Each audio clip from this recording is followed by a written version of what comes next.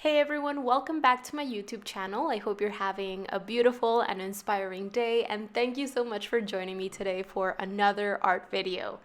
Today I am sharing a step-by-step watercolor pencil tutorial with you guys. I am going to be painting a pumpkin, and I am basically going to be talking you through my watercolor pencil process or method. Now, as I've mentioned in past watercolor pencil videos, watercolor pencils are a very versatile and interesting medium. They can be used in many different ways as they are both a drawing and painting medium combined. And I would recommend, if you're just getting started with this medium, to check out some of the previous watercolor pencil videos that I've shared in which I explain how they are different from regular watercolor paint. I offer some tips and talk about their characteristics in a more of a general kind of way. They will serve as a great introduction prior to actually getting started with any of these tutorials. I'm gonna make sure to leave a couple of links down below in the description box for you in case you'd like to go and check them out. So with that out of the way, let me go ahead and get started with explaining what it is I am doing right here. If you've been watching any of my regular watercolor painting videos or my watercolor pencil videos, you probably are well aware that I am huge on pre-selecting the colors that I am going to be using in the painting on hand, as well as testing out any color mixtures that I might be making use of during the painting process. I give thought to how I'm going to be creating the deeper, darker versions of my colors so that I can make sure to create a wide range of values throughout my painting, which is what is going to lead to a sense of realism and three-dimensional form, lights, midtones and darks, etc. And even though I would consider this pumpkin to be more of an isolated study than a finalized painting, you know, a complete composition or something like that, I still like making use of my knowledge of color and just choosing a color scheme that is going to help me make everything look well integrated and harmonious. I give thought to when I can make use of the same color to darken other colors, or where in my piece I can make use of the same color so that everything looks more integrated. And generally speaking, I'm just giving thought to how I can create that wide variety of value and even color throughout my piece that I need with a limited amount of colors. For this pumpkin study, I use my Derwent watercolor pencil set, and this is just a set of 12 different colors. And what I like doing when I am pre-selecting my colors is I have a good look at my reference photo. I am using this one that I am sharing with you on screen so that I can have both a good idea of the overall colors that I need, as well as I'm also starting to notice where areas of highlights, of lighter midtones, darker midtones, and darkest darks are, so that I can make sure to recreate them to the best of my abilities with the medium on hand throughout this process. So after having observed my reference photo for a bit, I take a look at my color options offered in my set, and I take out the possible colors that might come in handy.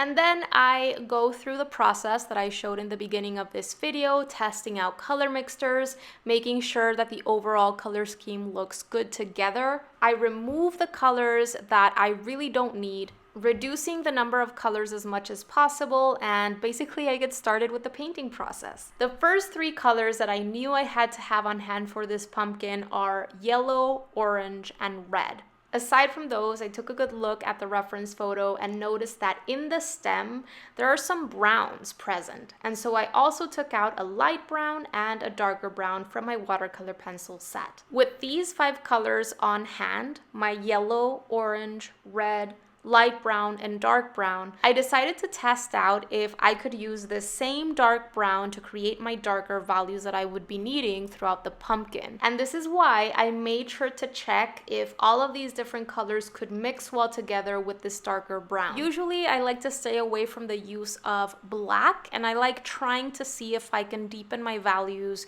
using analogous colors, which means colors that are next to each other in the color wheel, or bring in another color, in this case brown, to create those deeper, darker values that I need. So in this case, I concluded that the color mixtures look good enough and that the brown would be good in order to create the darker values. So as I mentioned before, watercolor pencils can be used if you want to as purely a drawing medium. You don't really have to bring in water at all. Or you can decide to bring in a paintbrush and water after having laid down all of your color and always try to achieve more of a painterly effect, right? Or you can do what I am going to be demoing today, which is combining the two.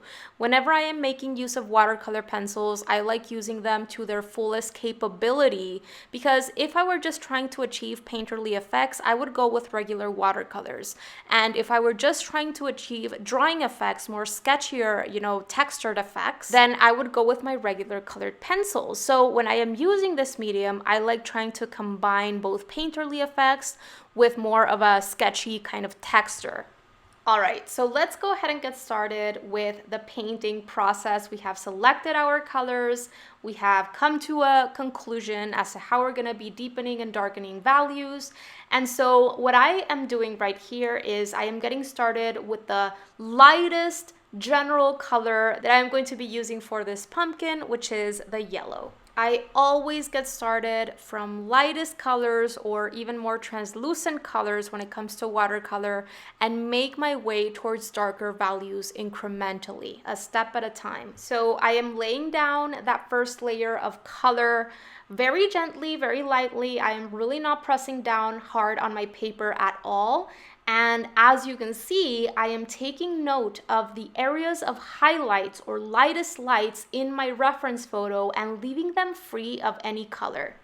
Just like what I do with my regular watercolor paintings, I like the paper to stand for my highlights. And I know that if I start going over them with color, I'm gonna maybe start flattening areas out because there is gonna be too much pigment in there. And when I bring in my water and my paintbrush, I'm gonna cover up my highlights accidentally. So it's best to add in a little bit of color at a time. It's always gonna be easier to darken than it is to lighten. Okay, so right here, I started in with my second color, which is the orange. And you can see how I'm only placing this orange in areas of values that I want to darken, and I'm leaving large areas of pure yellow that I am not actually going over with the second color. So I am constantly looking at my reference photo. I am noticing where the areas of darker values need to be developed, which is primarily in the grooves throughout this pumpkin, as well as in the bottom, areas of shadow, etc. And that's where I'm focusing on in terms of placing the second color. Now, for this piece, I am using my Arches hot press watercolor paper, so it has no texture to it. And I think it's important to just know and have in mind that the more textured your paper is, the more difficult it's going to be for you to lay down your color smoothly, because you're going to be fighting against the tooth of the paper. So just know that the paper is going to have a great impact on your process of laying down your color and what the outcome looks like at the end. As always, I am leaving all of the supplies that I'm using to create this piece down below in the description box for you in case you'd like to go and check them out. Okay, so after having placed my yellow and my orange, I am now going in with my red. And you can see right here how the darker I get with my color, the more intentional I am, the more careful I am about placing that color only in areas of darker values that I want to darken. I do not want to start covering up areas of lighter midtones and lightest lights with this red.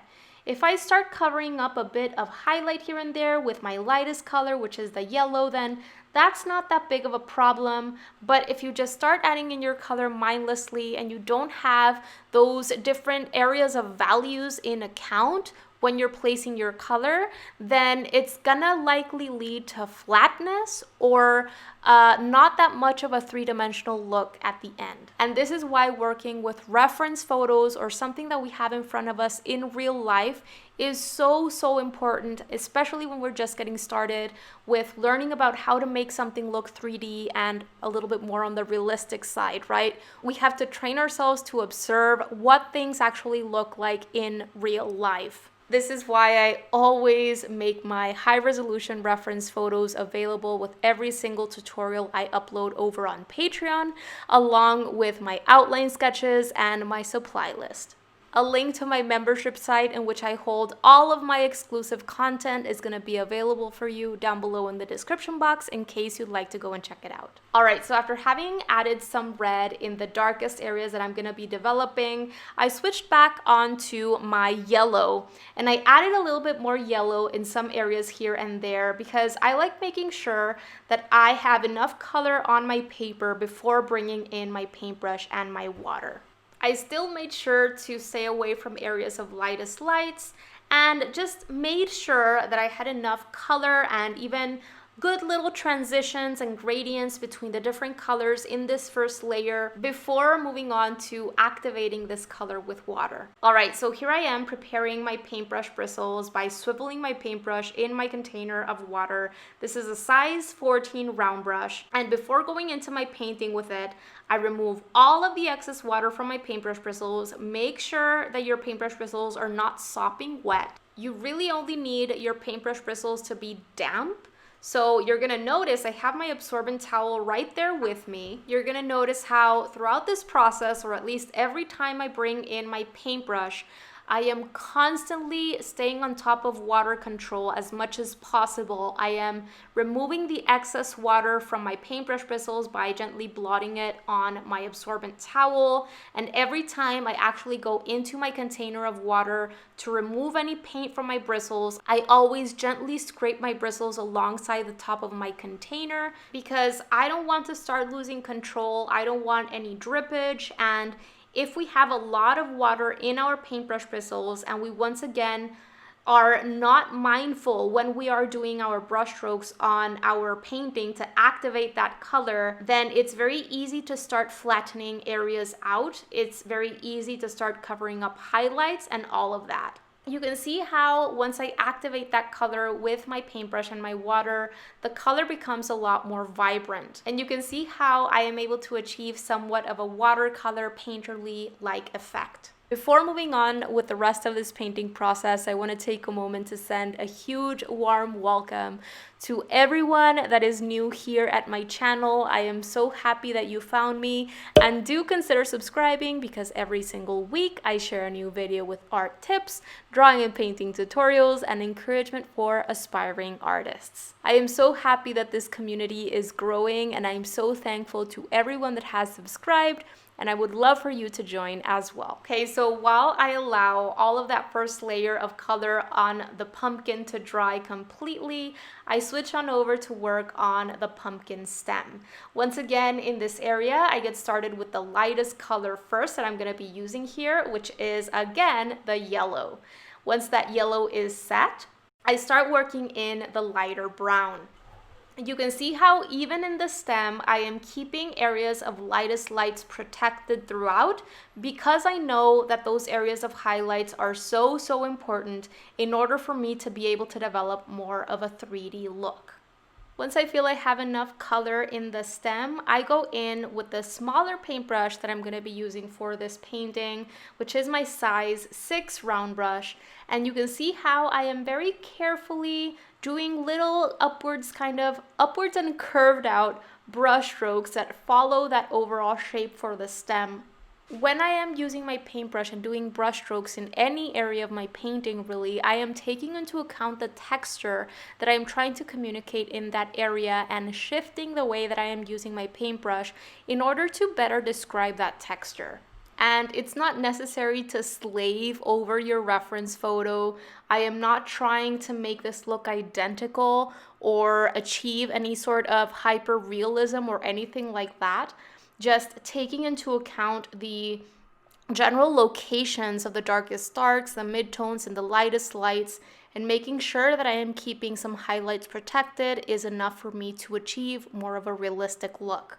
All right, so once I finished with that first layer in the stem, it was time to get to work on the pumpkin body once again. And by this point in the process, it's completely dry. It's very important that that first layer of color is completely dry, because I am going to go back in and lay down more color on top of the previous layer. And I don't want to scratch wet paper or anything like that with the tips of my watercolor pencils, because any scratches that we create on our paper are going to be visible at the end and there's no taking them back. Plus, remember that even though we're using watercolor paper or paper that is intended for water-soluble mediums, wet paper is still fragile paper. And just like I do whenever I am painting with watercolor, I like making sure that I am allowing that previous layer to dry completely before going back in and darkening areas or adding further detail. In terms of the second layer of color, I went in with my orange first. I added a little bit more orange all throughout kind of mid-tone areas. And then I went in with another layer of red in the darkest areas. After having added that second layer of color with my watercolor pencils, I am now going back in with my size 6 round brush, and I am very gently activating that color once again and creating smoother transitions and painterly effects. I really want you to notice how I am staying away from the look of harsh outlines, especially when it comes to those darker values that I am starting to develop in the grooves and also in the pumpkin stem at the top. I am not creating continuous lines. I am making sure that there is a variety in values, even in these things that we may perceive to be as lines, because outlines and lines are really going to retract from the level of realism in your piece.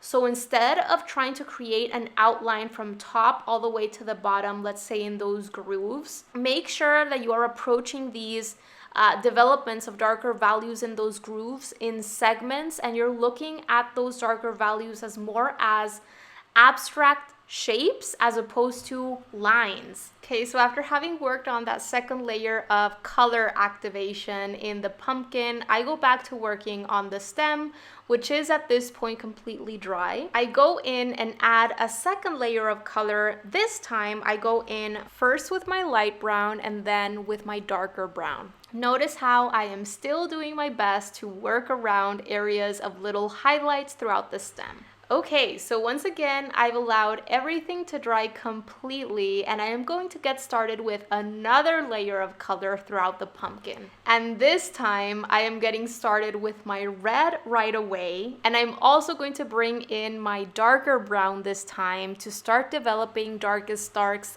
in areas of darkest values that I'm able to perceive in my reference photo. So this time in this layer, I'm gonna be working with my red, my dark brown, and after having placed these, I'm gonna bring in my orange once again to work on my transitions between darker values and lighter values a bit, and overlap that color a little bit more before bringing in my water. Notice how I am not placing this darker brown in every single groove throughout this pumpkin. I know that if I do this, if I mindlessly start outlining every single groove of my pumpkin, this is gonna lead to more of a cartoony or stylized illustration look. So if you have a good look at that reference, you're going to notice that there is a subtle difference in values in those grooves of that pumpkin that go hand in hand with the three-dimensional structure of the pumpkin, but also the light situation that is happening with the room that the pumpkin is in and the reflected light, etc. And it's important to start noticing these subtleties and nuances if you're looking to achieve higher levels of realism in your work. Okay, so right here, I am finishing up with the placement of this orange before jumping on in with my paintbrush once again and doing those light brush strokes in the direction of those curves.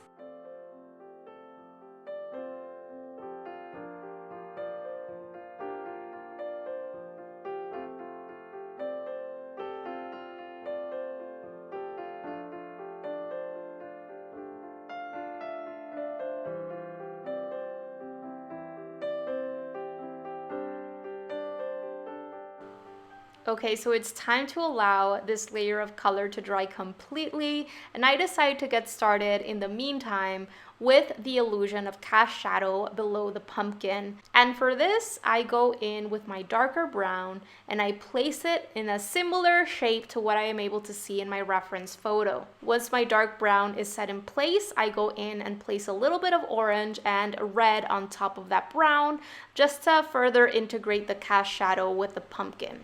With that out of the way, I go in with my damp paintbrush and I smooth things out.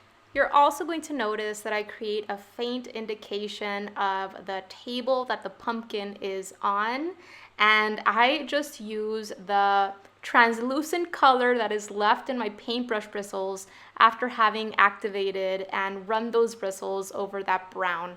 After having worked on that shadow, my entire pumpkin was once again completely dry, and it is time to get started with the very final stage of this process, which is to work on transitions between different values, add final textures, carve out darkest darks.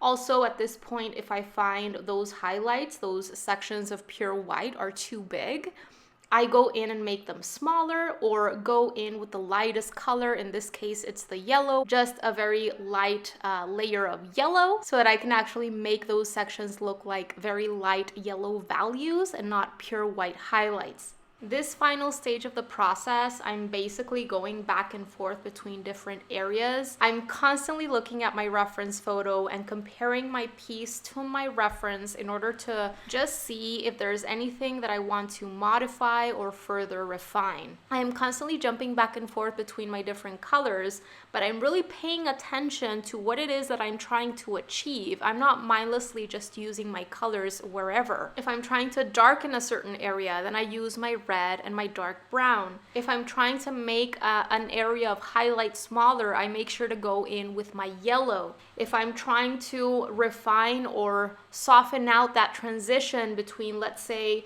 the yellow and the red, then I make sure to go in with my yellow and orange, or orange and red. So it's just important to stay always mindful of what it is you're trying to achieve and switch between your different colors with a specific intention in mind. Now, right here, you're seeing me go in one last time with my paintbrush and a tiny bit of water to soften out some areas. After allowing that to dry, I finish up this piece with just my watercolor pencils.